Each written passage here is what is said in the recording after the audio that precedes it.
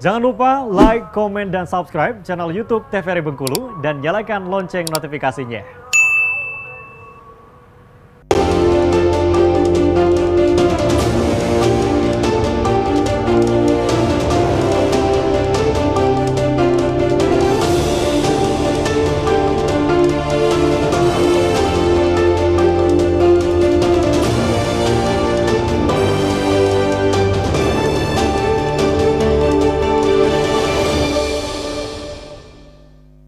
Brando TVRI Bengkulu dalam tajuk Dialog Jaksa Menyapa edisi hari ini dengan tema pengelolaan barang bukti dan barang rampasan oleh Kejaksaan Republik Indonesia dan tupoksi bidang intelijen dalam menyukseskan pembangunan.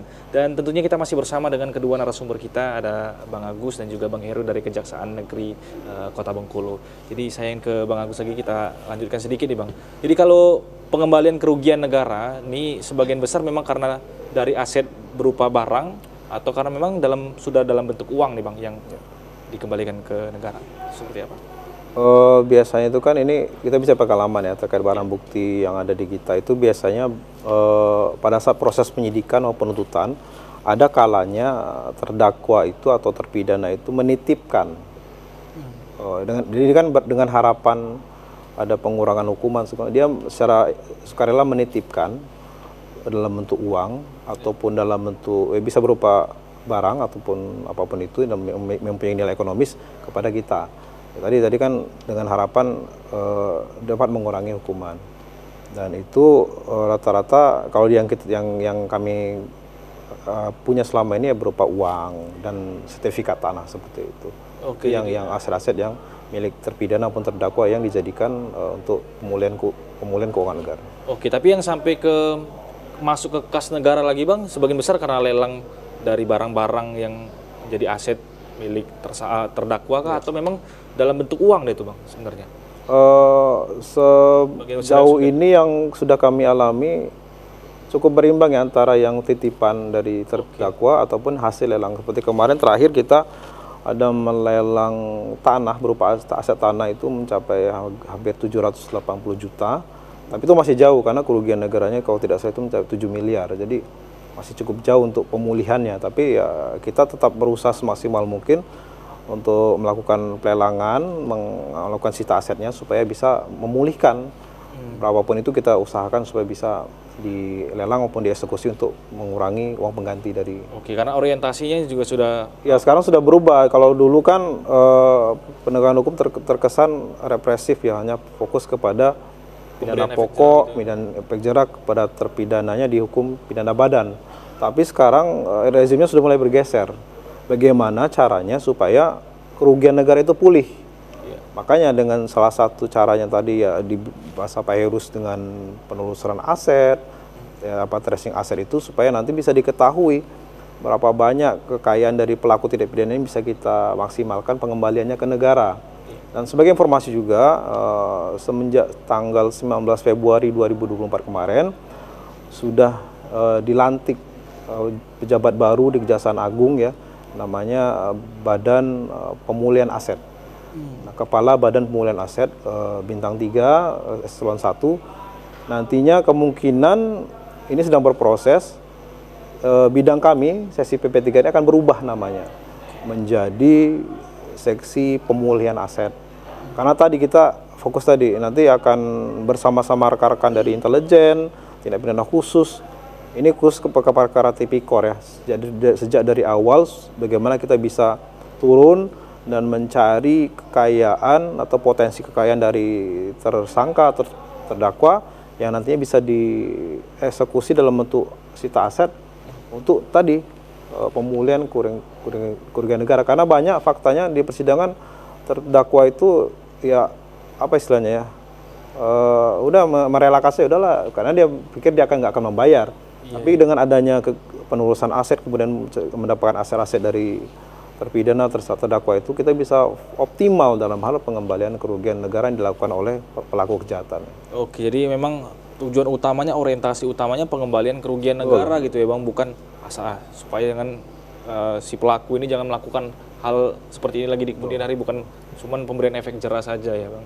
Karena dulu begini, Dalam putusan pengadilan itu kan dikatakan, kalau dulu ya biasanya si A dipidana penjara sekian tahun dan denda sekian rupiah. Ada juga uang pengganti senilai berapa miliar. Tapi ada subsidiarnya. Artinya subsidiarnya kalau dia adalah aku nggak mau bayar, aku menjalani kurungan aja 2 bulan 3 bulan kan. Dia nggak punya kewajiban itu dulu, perspektifnya dulu. Nah sekarang itu udah berubah, malah hakim itu sudah mencantumkan di putusan pidana, khususnya pidana korupsi, supaya memerintahkan kepada kami penuntut umum untuk melakukan eksekusi terhadap harta kekayaan dari terpidana, sehingga nanti tidak ada alasan lagi dia mengatakan tidak punya uang. Padahal biasanya nih kalau tipikor biasanya pinter ya, dia sudah membagi-bagi dalam bentuk aset apa, dalam apa. Itu nantinya yang kita telusuri nanti bersama rekan-rekan intelijen, nanti bagaimana optimal untuk mengembalikan kerugian negara. Karena dan juga terkait dengan ini juga tadi kan ditanyakan apakah yang disita itu harta bendanya, memang harta bendanya berupa aset-aset itu, tapi nanti dikonversikan berupa uang nanti karena korupsi ini kan terkait dengan keuangan negara, bukan terkait dengan bentuk barang atau tanah atau seperti itu. Nanti begitu sudah di aset, dilelang, konversikan, berapa kerugian negara yang dipulihkan. Setelah itu apabila masih kurang juga dicari lagi harta benda yang lain. Sampai dia sampai tertutup keuangan negara. Kemudian untuk terkait pidana badannya, mungkin dia pidana badan pokoknya penjaranya lebih lama daripada pidana subsidiarnya seperti itu. Subsidiarnya kan uang pengganti, subsidi pidana penjara tidak lebih lama daripada pokoknya seperti itu. Nah, makanya itu yang disita aset-asetnya semua. Biarlah dia menjalani pidana pokok yang lama, tapi asetnya juga harus dipulihkan juga. Jadi pidananya itu seperti tadi Mas bilang, pemiskinan juga dan efek jera juga seperti itu. Oke, jadi dua-duanya tetap. Iya, dua-duanya tetap berjalan seperti itu. Oke, kalau di Bengkulu sendiri, Bang Heru, apa mengalami kendala tidak, Bang, dalam penelusuran aset nih? Karena kan kalau lihat berita-berita nih, Bang, ini ngeri-ngeri nih kecerdikan dari orang yang melarikan aset nih, Bang. Ada yang sampai saya lihat itu ada orang yang rumahnya gubuk nih, Bang, tapi punya mobil Alphard. Artinya kan bukan punya yang bersangkutan sebenarnya, tapi punya orang lain, dimintain KTP-nya segala macam, didaftarkanlah untuk mobil Alphard tadi. Nah, itu kan menjadi sebuah tantangan besar juga dalam menelusuri aset. Siapa nih sebenarnya yang punya aset yang sebenarnya? Kalau di Kota Bengkulu sendiri, Bang, seperti apa, Bang? Kalau di Kota Bengkulu sendiri kita juga ada kendala-kendala, cuman bisa kita atasi karena biasanya itu mereka mengalihkan kepemilikan, seperti itu kayak tanah dialihkan menjadi nama istrinya, seolah-olah itu dari uang istrinya. Tapi kita juga profiling istrinya juga, pekerjaannya apa. Kalau ibu rumah tangga, apakah dia punya sebanyak itu? Berarti dia dapat duit dari suaminya seperti itu. Dan terhadap anak-anaknya juga kan biasanya dibelikan atas nama anaknya kayak mobil seperti itu, tapi anaknya belum bekerja. Nah, tetap kita sita juga seperti itu. Oke, berarti yang statusnya seperti itu bisa juga disita ya, Bang ya? Bisa juga. Oke, berarti melalui penelusuran secara profil gitu ya, Bang ya? Oke, tapi kalau yang bersangkutan juga mengelak nih, Bang, seperti apa tuh nanti, Bang? Atau tergantung putusan hakim juga? Memang yang kita hadapi orang-orang yang cerdik juga ya, seperti tadi disampaikan juga. Namanya penelusuran, kita itu berusaha semaksimal mungkin untuk mendapatkan informasi mengenai kepemilikan harta dari yang bersangkutan. Banyak pihak yang akan terlibatkan. Tadi sudah disampaikan oleh Pak Heru, ada ke BPN, ke pihak bank, kemudian juga kepada Samsat mengenai status kendaraan. Dan sekarang cukup terbantu ya semenjak ada NIK. Itu dengan satu single identification itu kita bisa, single ID itu kita bisa melihat nama si Anu, itu bisa dilacak transaksi. Misalnya kita nanti kalau berupa keuangan kan bisa ke PPATK, itu bisa dimintakan datanya. Misalnya saya nih, nomor saya bisa diketahui berapa jumlah rekeningnya, berapa jumlah, itu bisa dimintakan datanya, termasuk juga ke BPN. Dan semuanya biasanya tercatat. Pengalihan kepemilikan misalnya tanah tadi di BPN itu sudah sangat rigid sekali, datanya sudah digital ya. Pengalihan hak milik itu sudah sangat rigid sekali datanya. Jadi sangat sulit bagi pelaku tindak pidana untuk mengelak atau meloloskan diri.